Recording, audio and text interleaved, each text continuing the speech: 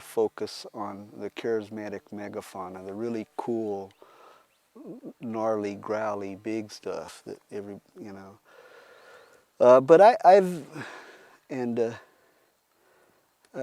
I have been involved in some of the studies here in the park, not as a researcher, but providing logistical support and help with there was a study years back done with mountain lions in the park, and one of the things that we were looking at was dispersal. Dispersal of these young males, 2-year-old males, and dispersal of the lion population in general, and what was going on out there, and what sparked this work off, like all works, or a reaction to something that happened. That's usually what motivates us. Is we react to things, we don't act to them.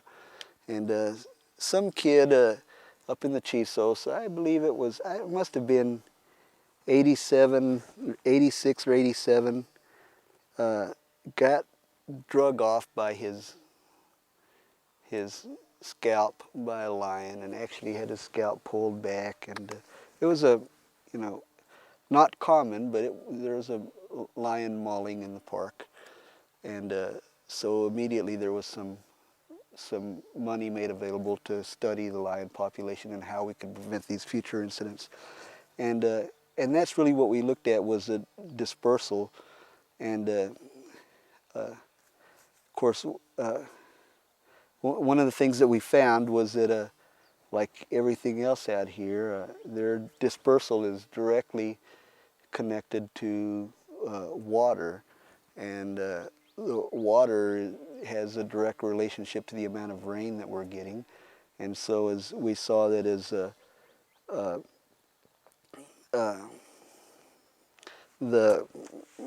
we went into periods of drought and water sources dried up and became scarcer, they started concentrating more and more on these mountain islands. And mountain islands and desert seas. You should write that down and read that book. Mountain Islands and Desert Seas, Frederick Gelbach. But there's no more. I think the title explains the whole book. But and that's what we have out here in the Chihuahuan Desert, are these remnant mountain islands in this sea of Chihuahuan Desert. And as the water sources would start to dry up, the lions move in to where the prey base is. All the little skunks and deer and raccoon and everything, they're going to go to where they've still got food to eat.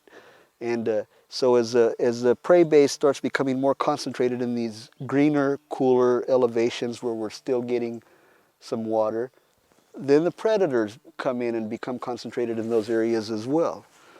And that's when we would start seeing an increase in lion-visitor interactions. They get more of them in there. They're more concentrated. And then the other thing we were looking at was what type of lion, was most likely to have an encounter with a human. And who'd you have to worry about the most? Well, the answer was really pretty simple. It's the